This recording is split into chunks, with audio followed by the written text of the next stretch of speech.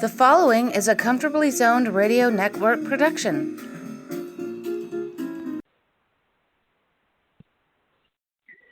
Thank you, Tally Olson. We are back. Loving baseball when we were 12 or any other year. I have a terrific guest, and my guest brought a guest. I'm Ralph Tycho with the Comfortably Zoned Radio Network, and my reputation is that I talk to very interesting people. I'm not very interesting.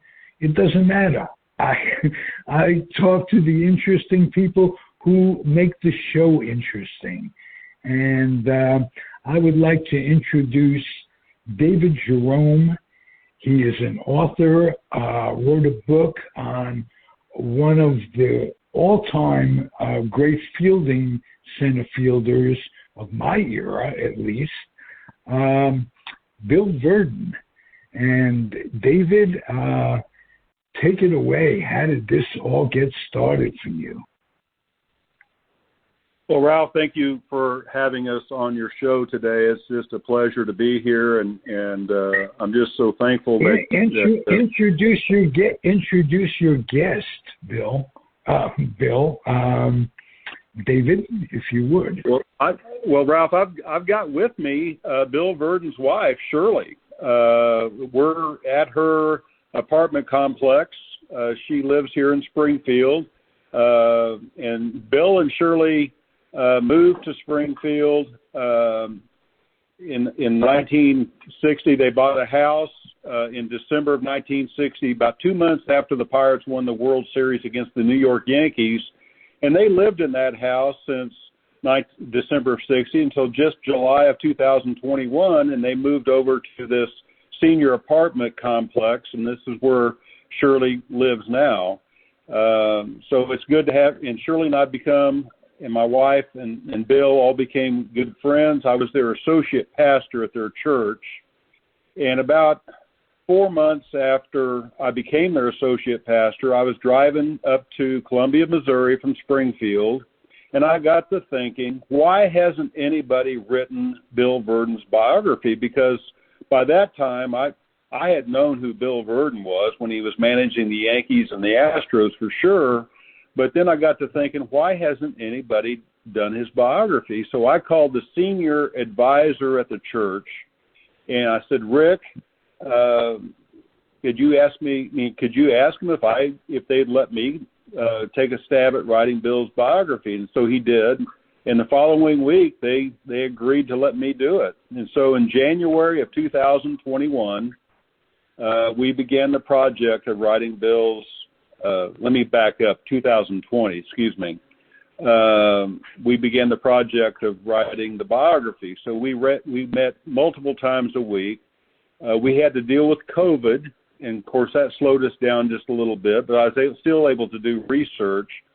So this was a project that took right at 2 years, almost 2 years to complete. So the publisher, McFarland's, had my manuscript since October of last year, and I'm hoping we're getting close to having it published. Wow. Yes. What a ride, an exciting one. Would you tell me why particularly you felt qualified to write this biography? What's your experience, your literary experience? Well, I was a college professor for several years. I had, my doctoral dissertation was on Army transformation, and that was basically an unpublished book, if you will. And then in December of 19, I had a textbook that I edited, and I wrote many of the chapters and participated in others. It came out in December of 19, and but to go to your point about what qualified me to write this biography, well, first of all, I love baseball, number one. But the second part is I was immediately over my head. And I can tell you that, Bill Virdon, a month after, just before we started having our first sit down for interviews, the middle of January, Bill was at the church, and he was at a senior's luncheon, and I looked over there, and he was sitting by himself. Shirley was in line getting food, and I looked over at Bill, and he gave me that Bill Virdon look that only he could give. And I walked over, and he says, "You think you can get this done?" And I said, "Well, Bill, did you ever go into a game thinking you were going to lose?" He said, "Never." I said, "Well, that's how I feel." But I think Bill sensed that I was in awe. Number one, that I was overwhelmed, because from the time in November that I asked Rick to to approach the Virdons on this book project, until that mid-January interaction with Bill, and of course I had seen him and Shirley several times in the interim, but I had done a lot of research, and I looked at my wife. I said, "Wow." I mean, I thought I knew Bill Virdon, but I never knew Bill Virdon until I started doing my research, and my wife will be the first to tell you I was a little nervous. And I think Bill and Shirley probably sensed that, but Bill and Shirley had a way of putting us at ease and making us feel very comfortable and welcome in their home. So it turned out wonderfully. Wow. You said something that was interesting to me. What you found out about Bill Virdon, what surprised you the most in compiling your information, in what you learned that you had no idea? Ralph, I had no idea that Bill Virdon was the athlete that he was. I mean, I went back and looked at his high school records. He was a starting quarterback for the Zizzers football team in West Plains. He was one of the stars of the basketball team. In fact, he got a college scholarship to play basketball at Drury College, now Drury University here in Springfield, and he ran track and field. And they didn't have baseball at the high school, so he played on the town team. But, for instance, in track and field, West Plains had 93 total points in the track and field in a particular meet, and the next school behind him had like 60. Well, Bill Virdon personally accounted for 33 of the points that West Plains received, and he did it in 4 different events. And another thing goes along with that. He loved Forbes Field because it was so big, and he loved all that room where he could run, because he loved to run, and he was very fast. And his athleticism stayed that way until he was in his 70s. I mean, there are a lot of people at spring training and fantasy baseball down in Florida that some of them thought that he was still a player in some ways, because he kept himself in remarkable shape. Of course, he played a lot of handball, and he was very good at that as well. Mm-hmm.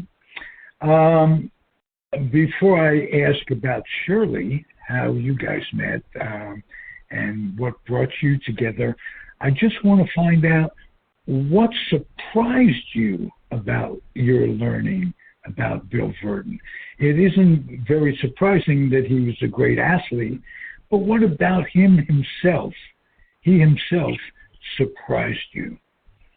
Ralph, I can tell you, based on everything that I've read, everybody I talked to a gentleman, Bill and Shirley, my wife and I visited with a gentleman down in West Plains, Missouri. His name is Joe Spears. He's well into his 90s. He was in World War II. Bill's dad worked for him, and he knew Bill very well. What surprised me about Bill as a person was his character and his values. They were the same in 1950 as they were in 2021. The man was the same person. He never put on any airs. He was very humble.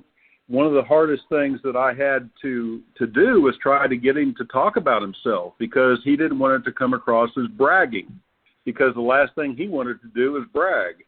And so he was the same person from a character standpoint all those years.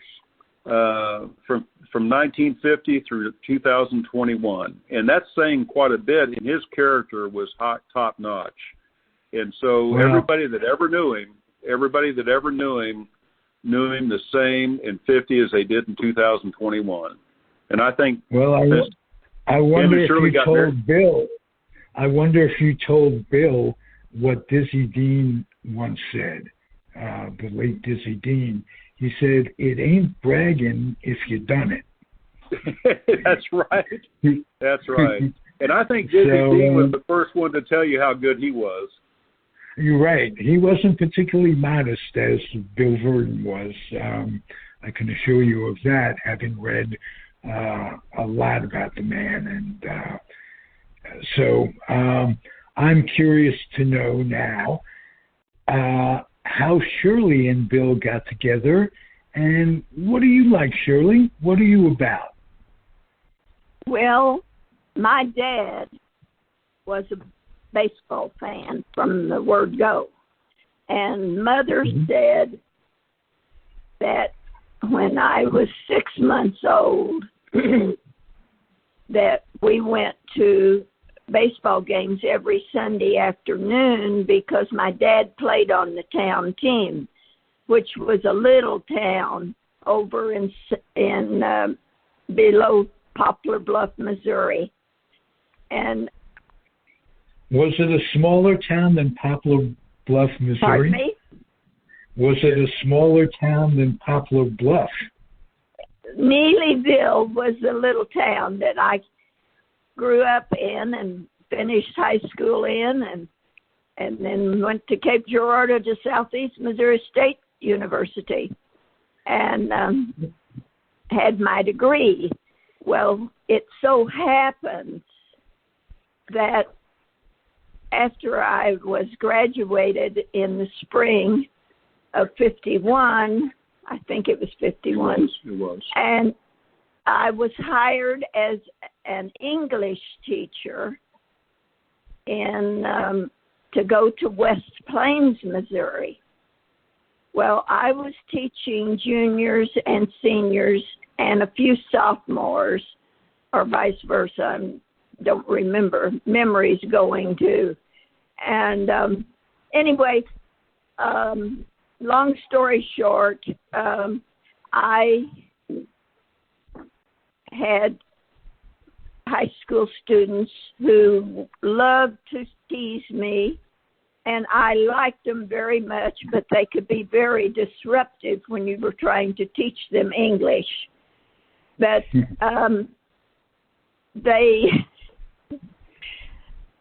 they were the ones who introduced Bill and I.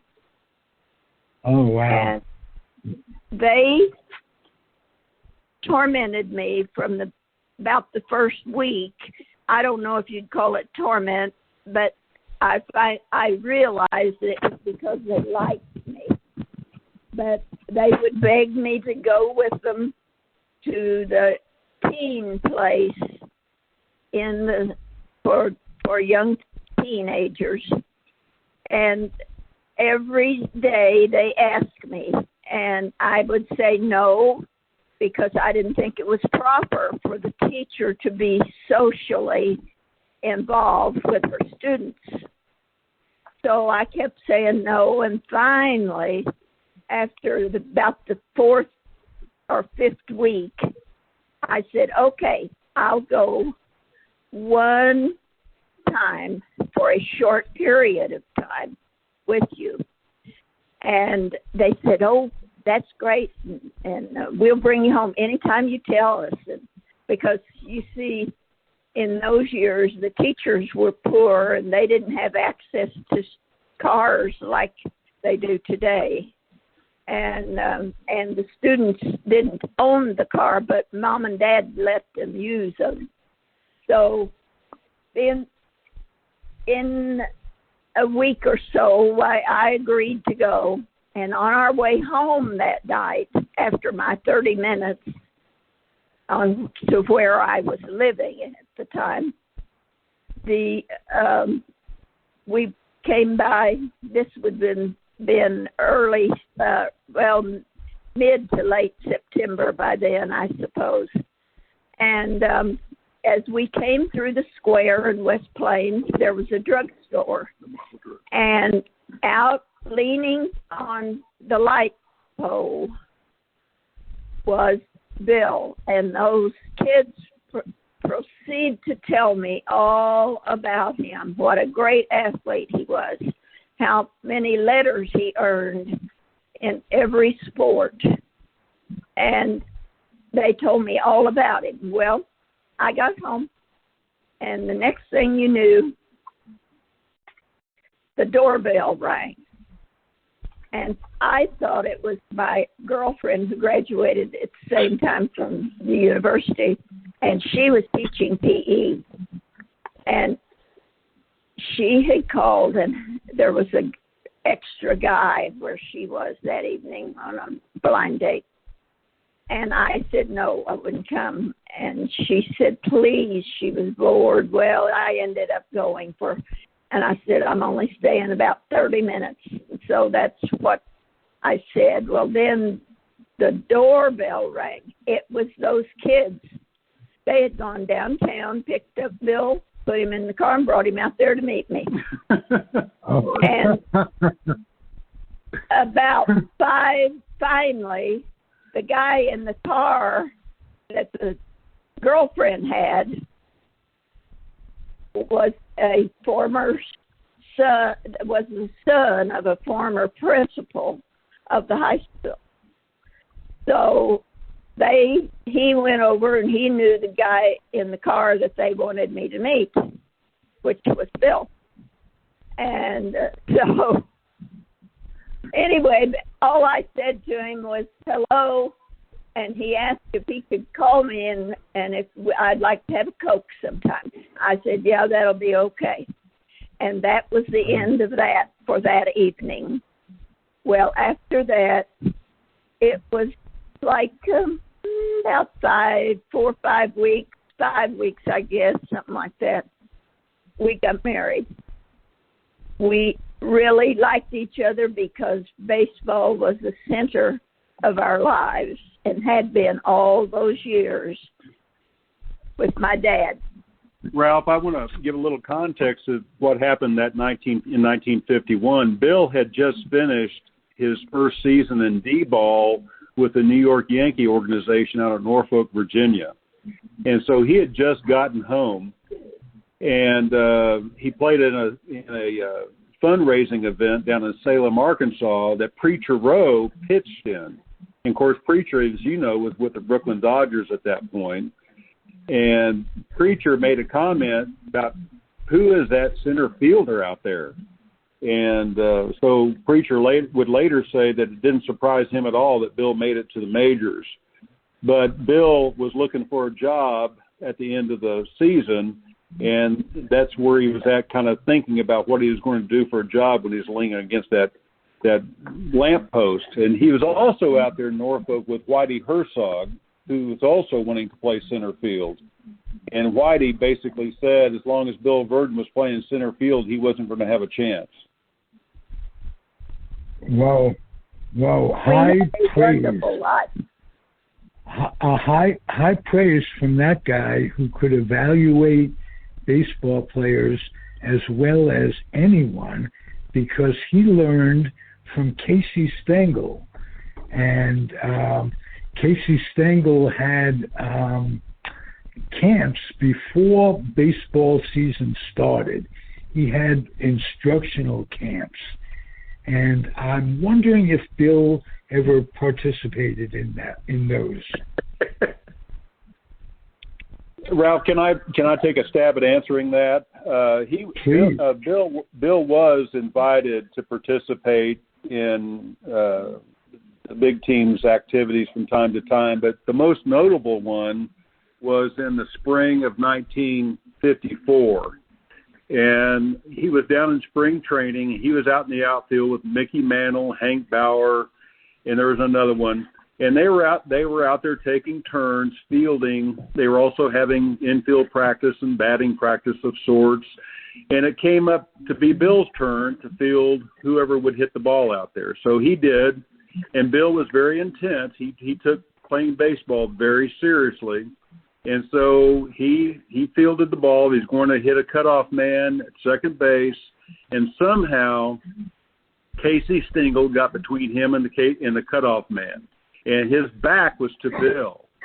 And Bill clocked him right between the numbers in the back and knocked Casey on his rear end, or I guess on his face. And Casey gets up. I'm not going to repeat exactly what Casey said, but he let it be known, if you guys could play like that during a game, we might win one. But about 2 weeks later, Bill was traded to the St. Louis Cardinals. And Bill thinks that it's possible that it's because he did that. But he's not sure. Oh, okay.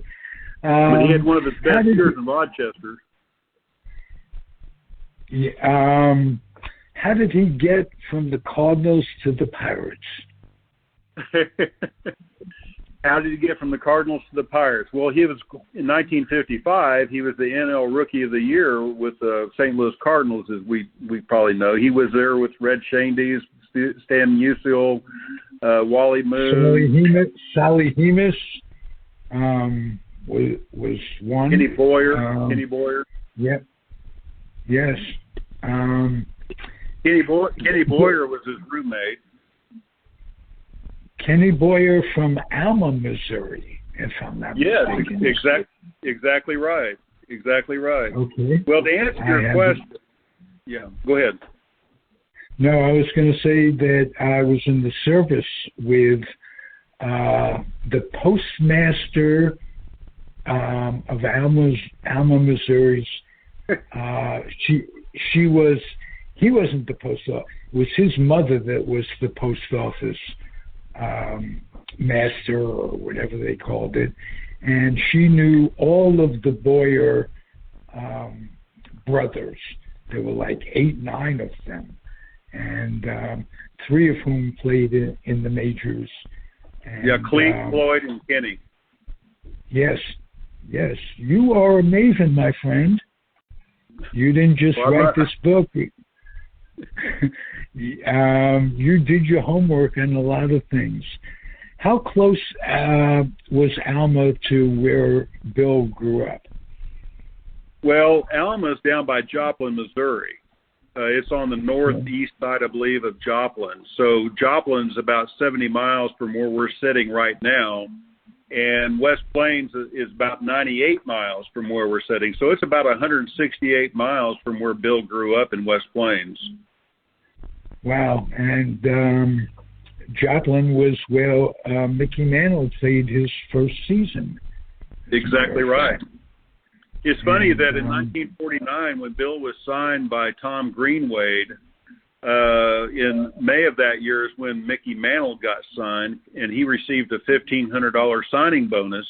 Well, Bill got signed after the tryout camp down in Branson, Missouri in August of 1949, and he received an $1,800 signing bonus. Wow. But well, I want to answer your... Maybe they saw the virtue of character in terms of what to look for. Bill Virdon thought the world of Mickey Mantle. He thought he was one of the finest athletes that he ever saw. He said, he told me several times that, David, I've never seen anybody hit a home run as far as he did. And he liked Mickey. Bill's sister, Corrine, was Mickey Mantle's attending nurse when he came to Springfield for surgery. Bill and Shirley visited Mickey Mantle in his hospital room here in Springfield back in the early 50s. But I want to answer your question about how Bill got traded to the Pirates. There was a general manager for the St. Louis Cardinals. His name was Frank Lane, and his nickname was Trader Lane. Yes. Well, Bill didn't have the best spring training, and he didn't get off to the best start in the early season in '56. And Trader Lane, Frank Lane, had been talking to Joe Brown off and on, the Pirates GM at the time. And I guess they attended a game or something. And anyway, Bobby Del Greco hit 2 home runs during a game. And that impressed Trader Lane. And so Brown and Lane got together and they traded Bill for Bobby Del Greco. And that's how Bill ended up in Pittsburgh. But I want Shirley to tell you real briefly how she found out that her husband was traded to the Pirates. Debbie and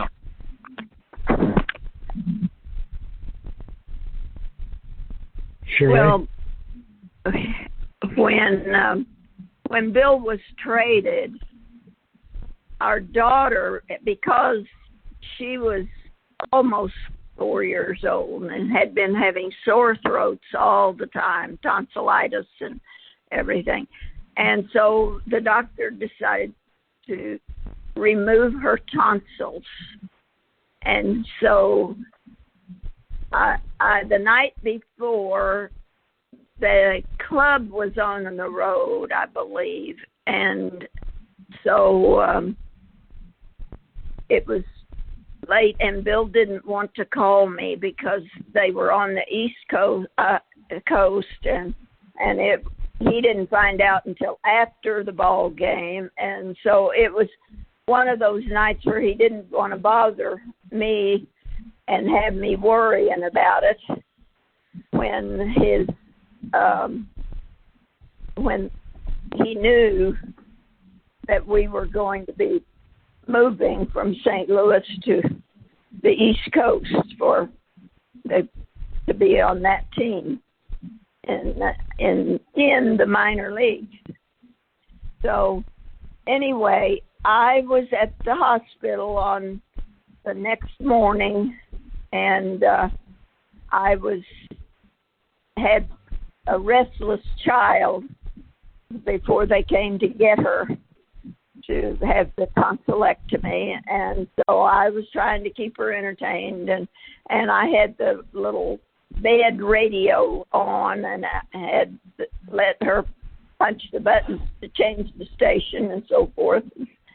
And the first thing I heard when I heard the voice on the radio was that the National League's Rookie of the Year, St. Louis Cardinal center fielder Bill Virdon was traded to the Pittsburgh Pirates for Bobby Del Greco. Well, my mother and some more family and a friend, Terry Kimberlin, who was a major league player, a pitcher, and was from here. He worked part-time at the hospital, and because he had family that worked there and everything, and it was just something for him to do during the off season. And so he was out in the hallway talking to my mother prior to them coming to get my Debbie to have her tonsillectomy. And I heard that on the radio, and I went running out in the hallway, and I said, "You know what I just heard? I heard that Bill got traded to the Pittsburgh Pirates." And, well, Harry was the former pitcher, and he had already heard it. And Mother didn't want it told because she didn't want me upset.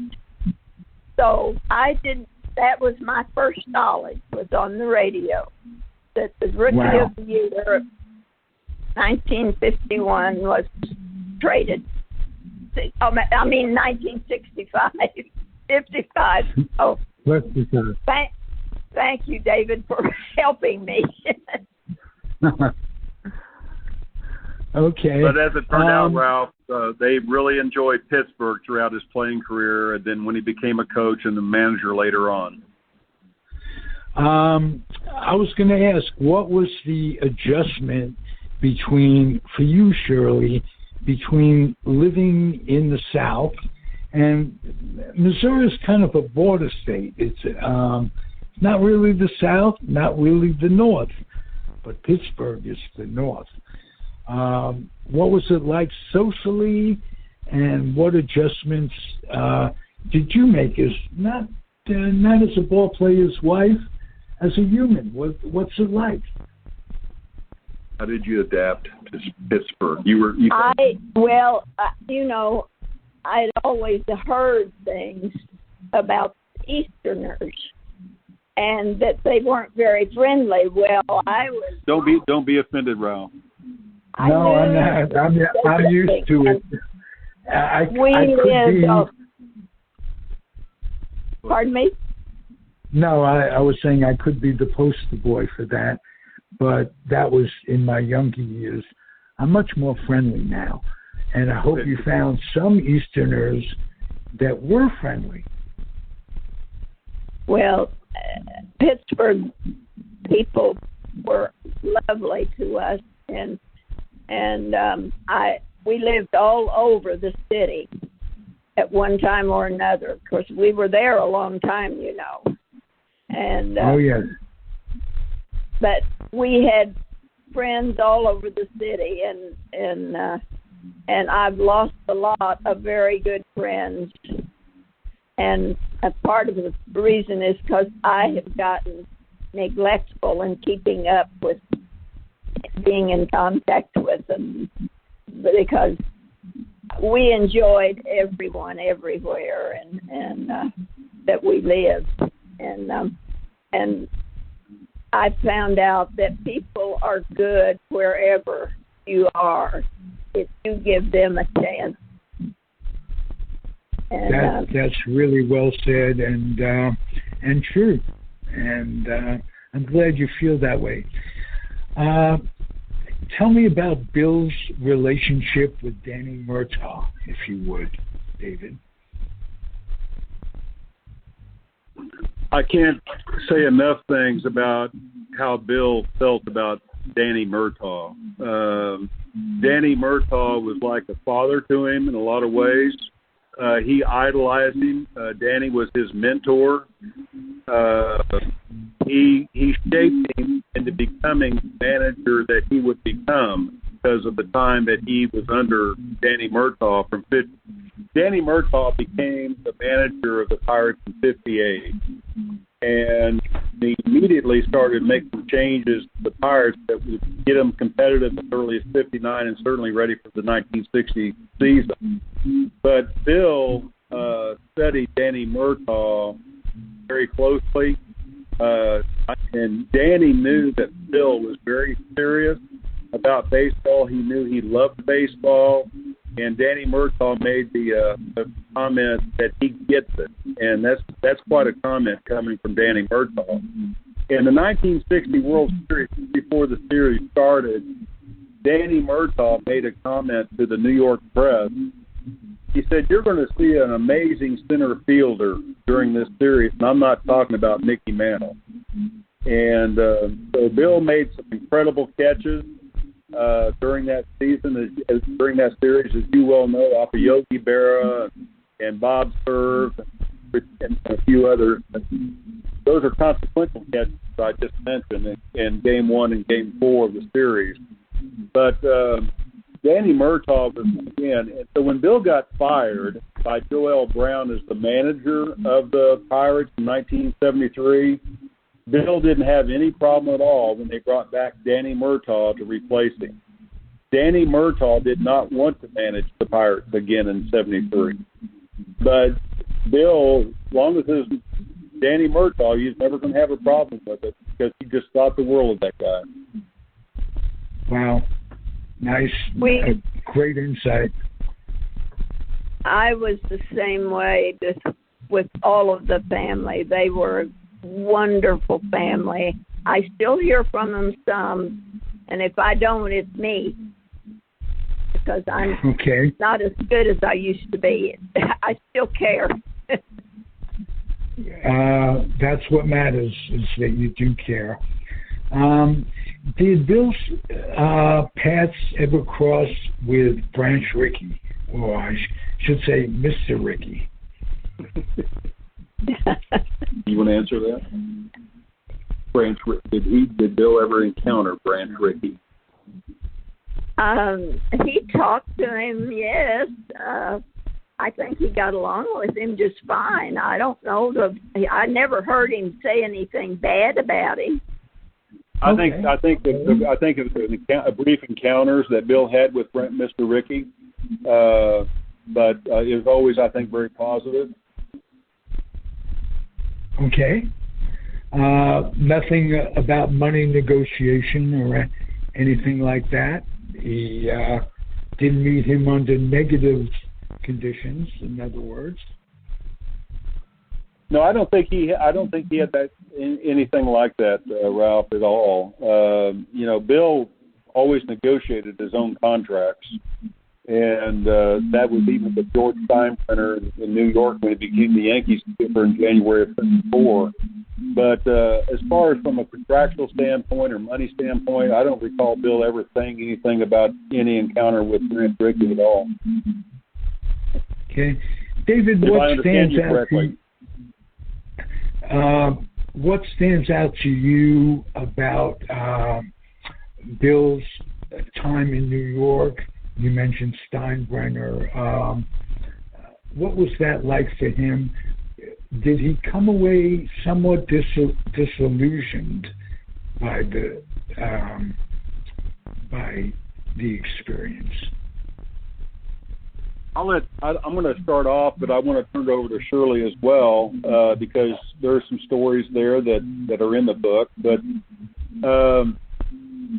Shirley's advice to Bill when he got the call to come out for an interview in New York before he left the house, she simply said, "Bill, remember, money's not everything."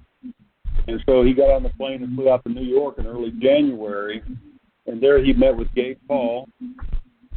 And Steinbrenner knew that Bill was coming out to be offered the position. I believe it was on January 3rd that it was basically discussed with between Bill and Gabe Paul. I could be off a day there. But after Bill left, and they arrived at an agreement on salary and contract and everything else, and Bill left, I assumed to go back to his hotel, and they were going to have an announcement the next morning. Well, purportedly, Steinbrenner came out and just yelled at Gabe Paul, said, "I don't want him, you're the one that wanted him," and raised Cain about it. And the next morning, there's a photo of Bill and George Steinbrenner sitting next to each other, and George Steinbrenner seemed to be perfectly happy. You have to understand, during that time, George Steinbrenner was under federal indictment, and he really couldn't have a lot of hands-on contact with his team, if any at all. But yeah, as far as Bill being intimidated by George Steinbrenner, he never was. Give you for instance, Mel Wright is a good friend of Bill's in his entire life, and he was his pitching coach. Well, they were on the road against the Boston Red Sox one time, and Bill, Mel Wright, and his son Stephen were getting ready to go out to dinner. Well, Mel and Stephen roomed together, so Mel said, "Go up and see if Bill's ready to go to dinner." So he goes up there to Bill's room, knocks on the door, and Bill, Stephen, and he opens the door for Stephen. And a couple of minutes later, the phone rings, and Bill said, "Get that for me, would you?" And Stephen answers the phone. So it was George Steinbrenner. And Steve goes over and says, "Bill, it's Mr. Steinbrenner." He said, "Well, tell him to wait a minute." And Steve looked at me and says, "He wanted me to tell George Steinbrenner to wait a minute?" And I guess George, and a few minutes later, Bill went over and picked up the phone, and I guess George was telling him how he wanted him to manage the game that day or something. And Bill pretty much told him, he says, as long as I'm managing this organization, I'm going to manage the way I want to. So if that tells you anything.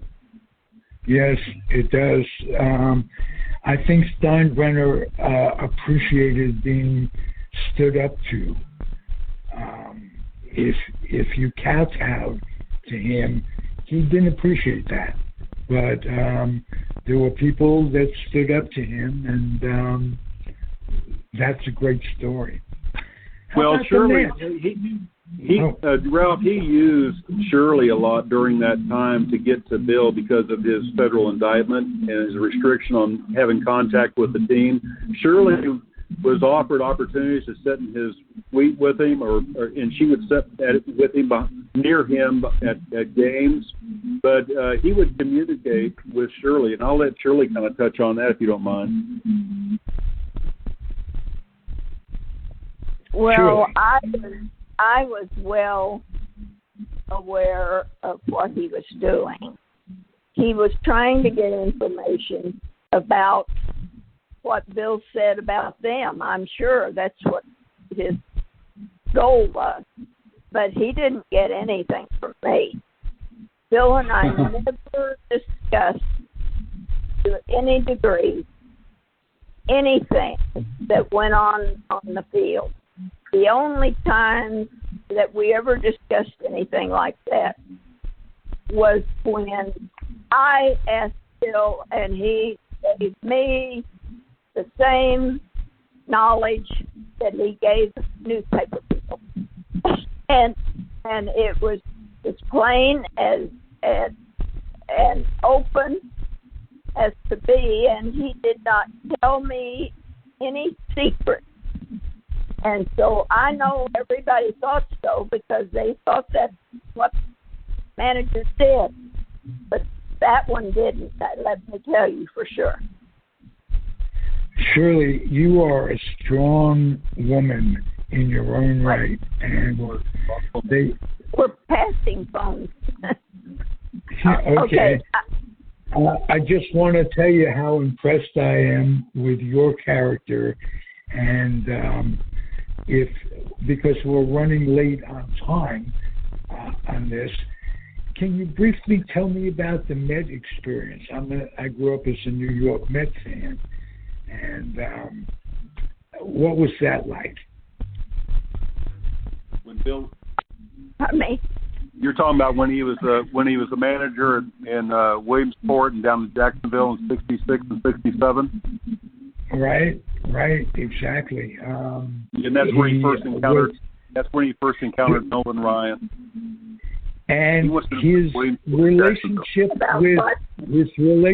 with Whitey Herzog came into play years later. Whitey helped build that team, and as did Bill. What was it about him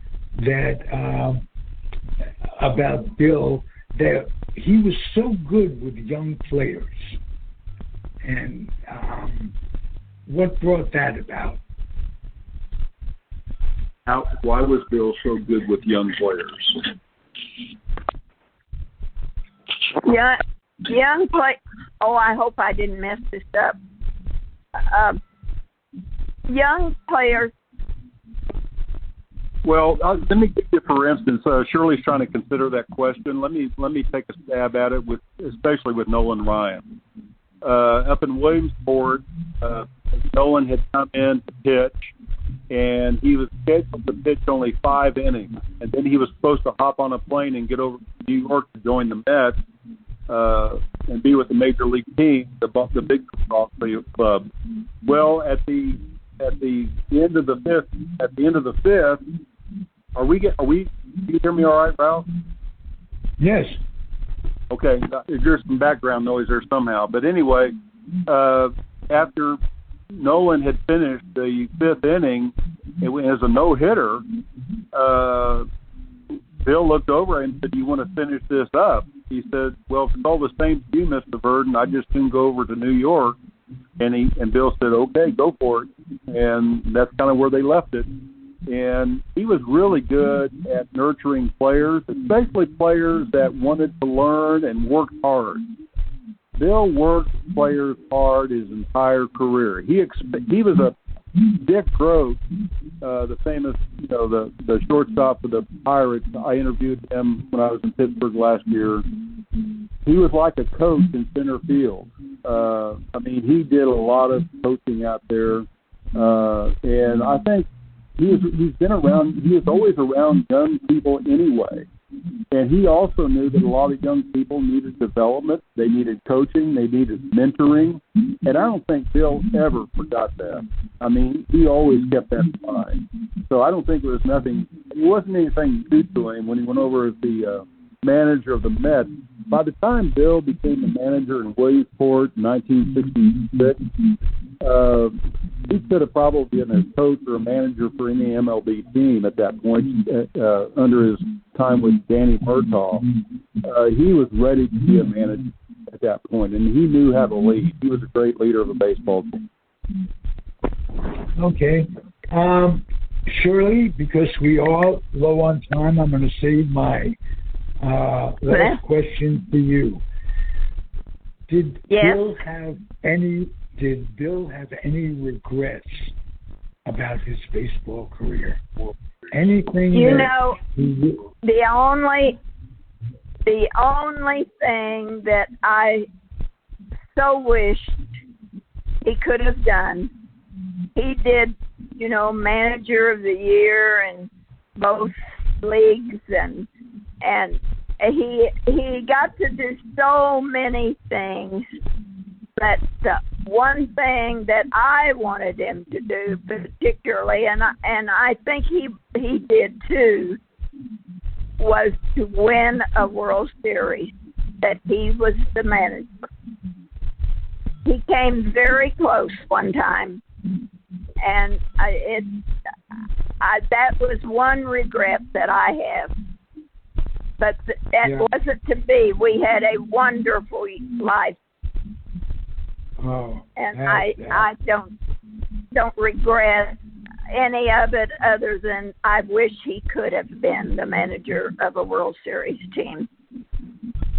What a wonderful way to end the podcast by saying that was your only regret and that you were happy. And I loved having you both on the show. Well, thank you. I'll let you say goodbye to David. Thank you very much for allowing me to be on the show. Thank you, Shirley. For the record, can you tell me what was your maiden name? So my maiden name was Shirley. Okay. And we have that on the record. I've already said it. You were a terrific asset to the show. Thank you for bringing her, and I'm appreciative of your time, David Jerome. Oh. Well, thank you, David. Ralph, thank you very much for having us. Okay. Is there anything that I left out? Anything that you want to tell us? Well, I want to just add on to what Shirley said about regret. About 6 weeks before Bill passed last year, this would have been in early October. We were, my wife Kathy, who's with us also, we were in their apartment, and I looked at Bill, and I asked Bill, this is about the time I submitted the manuscript. I said, what was your biggest regret? He said, not taking a team to the World Series. He had the chance with the Yankees. He had the chance with the Pirates in 72 after they had won the World Series against the Baltimore Orioles in 71. He had a chance to do it again in 72. But he could have taken the Yankees all the way in 74, and he could have taken the Astros in 1980 when they were up against the Phillies in the NLCS. But that was his biggest regret. But he has nothing to be ashamed of. He was a wonderful human being. People like Steve Blass and others, Larry Durker, can't say enough good things about him. Jim Leland, the list goes on. Everybody says the same thing about Bill Virdon, and it's always positive, just like I mentioned earlier about his character. Beautiful. What a terrific podcast. Thank you for joining us. David Jerome, Shirley Virdon. I won't even try to pronounce your main name. Shemwell. It's Shemwell. Shemwell. Beautiful. Yes. thank you both I'd for being also here. like to thank Brad Eldridge, who's the general manager here, for giving us the space to have this podcast on our end. I just want to extend my thanks to him. Beautiful. Thank you, sir. And would you please come back someday and tell us how the book is being received, and touch bases with us once again? I would love to do that, Ralph. Thank you so much. Beautiful. I enjoyed both your company, as did my audience. Comfortably Zoned Radio Network. I'm Ralph Tycho, the weak link of it all. And adios and happy trails to all.